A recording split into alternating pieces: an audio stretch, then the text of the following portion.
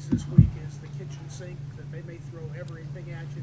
And it probably makes it pretty damn hard to prepare. Well, I think that they're just through the years, this offense has been built to be very multiple in how they attack you. They can attack you vertically, attack you in the run game, attack you on the perimeter with the option game, screen game. You know, they called it fun and gun at one time, and I think, you know, part of that is letting the players be aggressive and attack you, and I think the best offenses out there are ones that have deception involved as well. And so I feel much better going into this game. We probably won't stop much of that stuff, the trickery, but I feel like we have a good chance to, only because we worked that reverse pass they had the other day that Cordray picked it off, and it never works that way for me, where it's like, because on Friday, you know, we had to do it about 4 times over, and then I had all these questions. I'm like, where are these questions all week? You know, I didn't have these questions. Well, now who's got what, and how about when you're quarters, when you're in 2, when you're in man, and then how it changes. And we as the play's getting ready to develop, we saw it on the sideline. It's like, oh, here it was, because it was the plus 50. It was after a big play, so it was 1st and 10 after a conversion within the drive, plus 50. And there they came out in 2x2, and it was like, this is it. And it was just like you trying to, it's that dream that you're having, that you want to talk and do and touch, and you can't. You're like tied, and you're like, this is the play. And Cordray played it beautifully. Everybody did. It was a very well-designed play that was wide open on tape, but thank God going into our game, it was wide open, and thank God our guys were ready for it. Are you prepared for the throwback to the offensive tackle? That one didn't work, so I'm counting on that one not being in the playbook, but just was watching that with Tim. Tim was helping me draw up a defense for it, but those are all good plays. But they don't need all that, you know, to line up and beat you. I'll say that. Going back to the play you mentioned, the Wake Forest game, the trick play. In the press box, I mentioned to my comrade, we were sitting and watching the game, I was like, I've never seen a play defended that well. Yeah. Every single option on that. Yeah, I mean, you have to be feeling great. Everybody was covered. Yeah, well, it makes you feel good that your guys are they're prepared and focused. You know, it was clean and it was disciplined, and there's nothing more pleasing for a coach defensively, other than being ultra physical, than just being disciplined, you know, and the trickery and things of that nature. So that was, I think, reflective of kind of how our guys played that day. You've not had a year of knowing exactly who the quarterback is, or it's a 2-quarterback system. In this case, it's a former walk-on who took over midseason. What do you see out of Perry York? Everybody's walk-on 5th-string guy is really good. First of all, I want that quarterback that was a linebacker in camp that became the starter in our game, that throws the ball over his head right to Corey Crawford, and we scoop it and score on the first play of the game. I want to see that guy again. I did not feel bad at all. No, Perry's a good player. He's been well schooled in that system and understands it and can throw it and can run it. He had a 65-yard quarterback draw against Texas A&M earlier in the year. I think that's the style they'll run the speed option with him. So I know you're talking about quarterbacks. What was the question? I'm sorry. Just in preparation. Yeah. You're like this, where there hasn't been a lot of stability at the quarterback position in the majority of your opponents.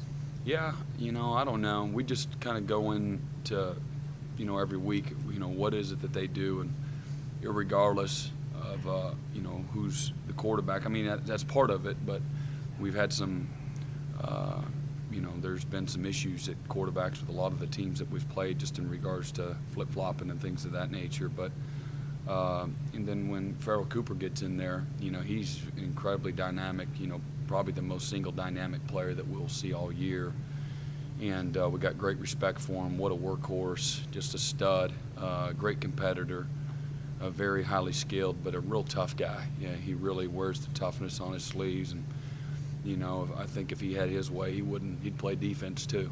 And I love, you know, how he plays the game, and he does it in a very unassuming way. And so we really got a lot of respect for him and his playmaking ability. He gets at quarterback, and we're in Tampa too, anticipating the throw, and we had great coverage on a corner route, and he just puts it, I mean, right where only one guy could catch it. It was a terrific catch by the receiver, but even a better throw by the quarterback. But that's the kind of skill that he has and the confidence that they have in him. And so he can, you know, he scores down here early in the game, and they go up 7-0, you know, in a little quarterback, designed quarterback run. So between him and Nunez both, they have some dynamic playmakers, you know, that touch the ball often. Why do you think, with Cooper being such a focal point, that even as a receiver, he still gets open a lot? Because they're well-designed concepts, and I think they do a good job, you know, identifying defenses, and Perry does a good job of understanding where the leverages are and delivering the ball on time. So, you know, it doesn't happen over and over by accident. You know, I think everybody's had a hard time, you know, defending him.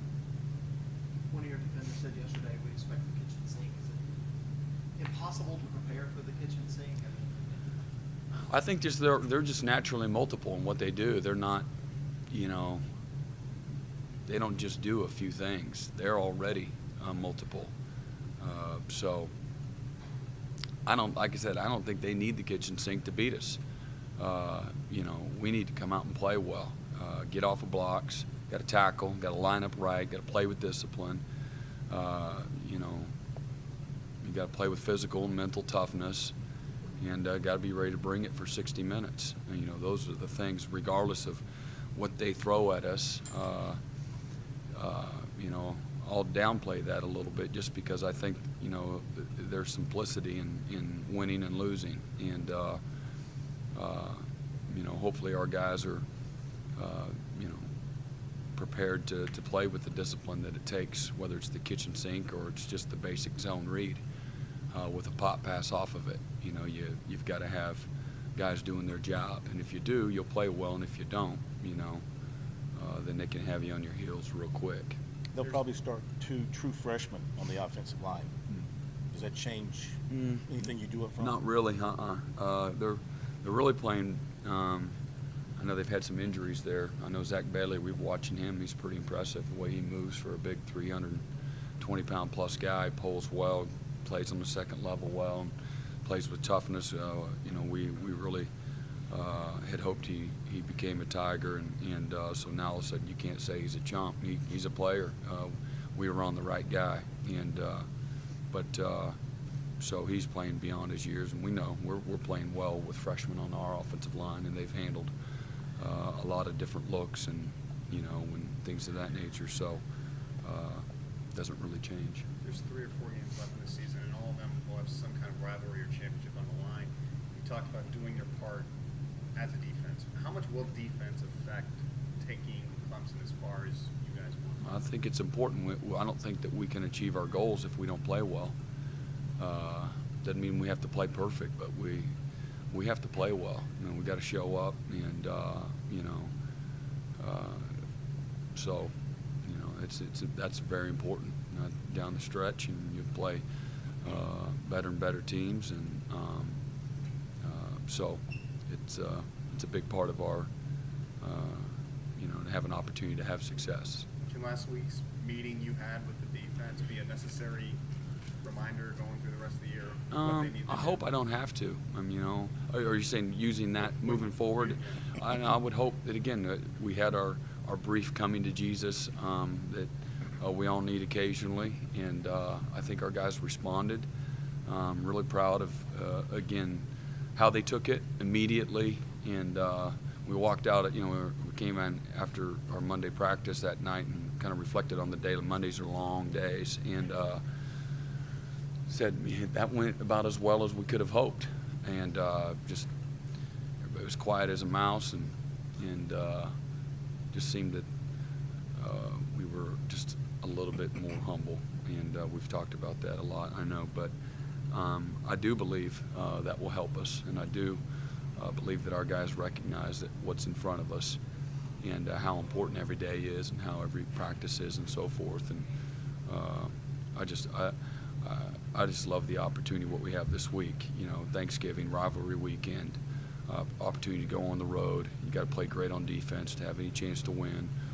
We haven't done as well as we've needed to do in this game, and you know, it's another opportunity for us to take another step as a program and obviously get us closer to our ultimate goal. But really just having that windshield mentality of what's sitting right in front of us right now, and great opportunity to go against some real quality players a lot of our guys are familiar with, and they may not be having the kind of year that ultimately they'd like for a variety of reasons, but they'll show up and be ready to play.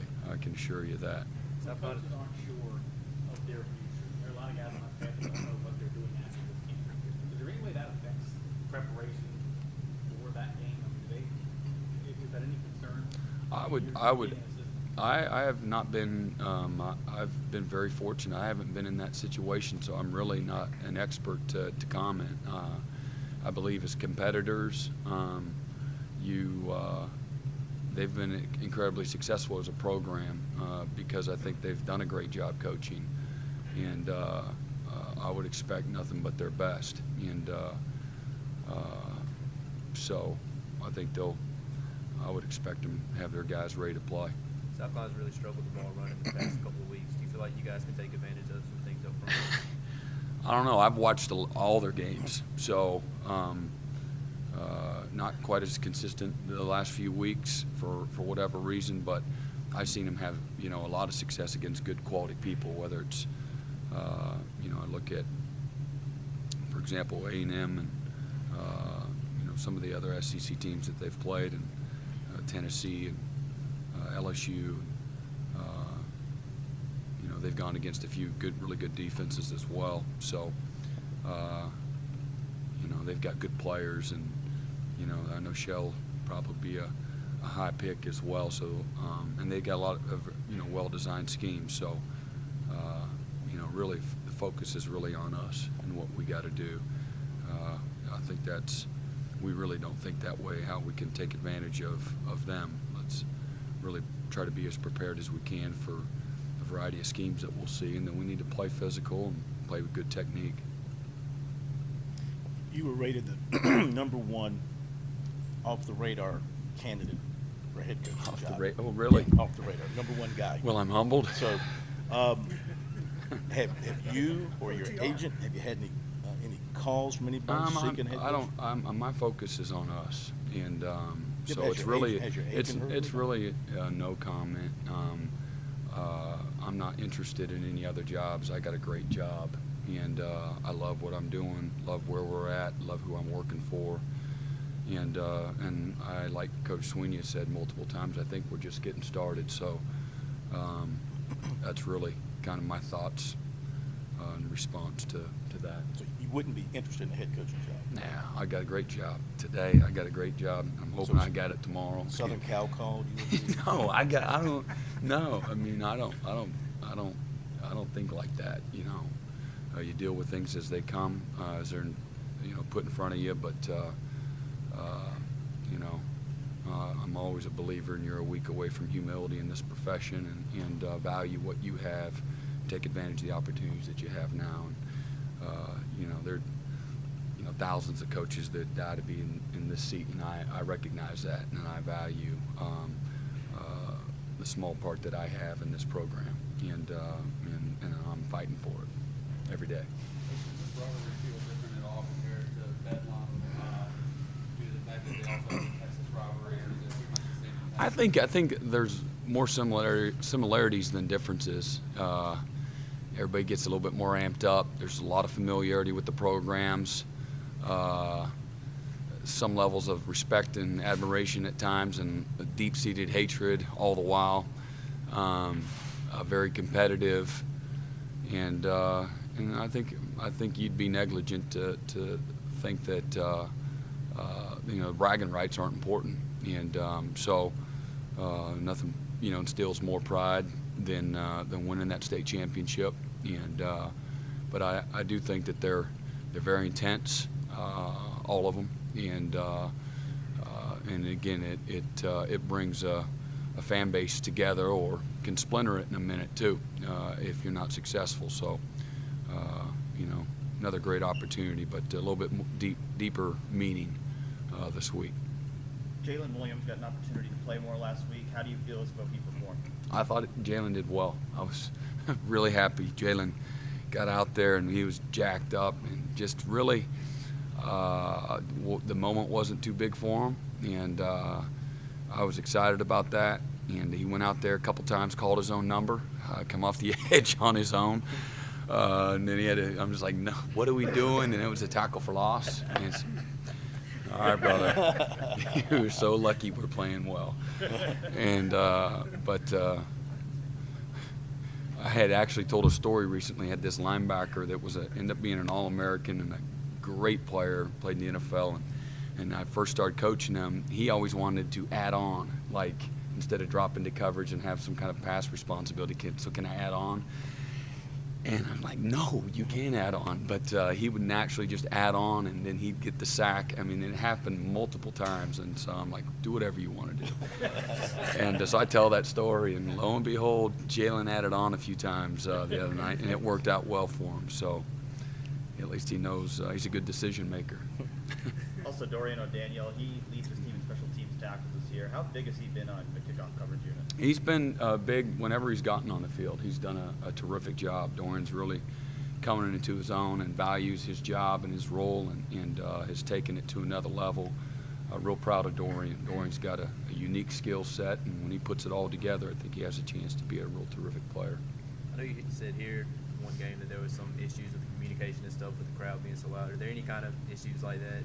Usually when we go on the road, for us on defense, it's easier because the home crowd, it gets a little bit quieter for their offense. So it's usually easier to manage on the road for us on defense.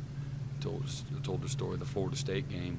Our guys couldn't hear each other out there, and we busted, and that's why I had all those big runs, because the crowd, worked against us. No, one time it did.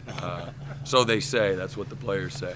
I guess not so much defense, but just as I mean, from a team aspect, it's what I guess where would you kind of? I don't know. You have to ask the guys, because I'm on here, and all that little voice that you're talking to yourself, and then your assistants. That's all we hear. I don't pay attention to anybody. I don't notice anyone.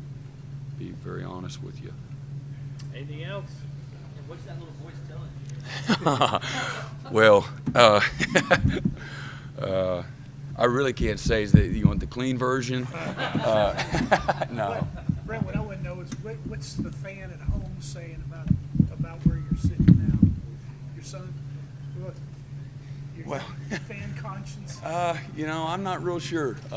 He's still a hater on everybody else. Still wants to know why this guys are ranked where they're at, and he's trying to control everybody else still, who we would hopefully get a chance to play and that kind of thing. So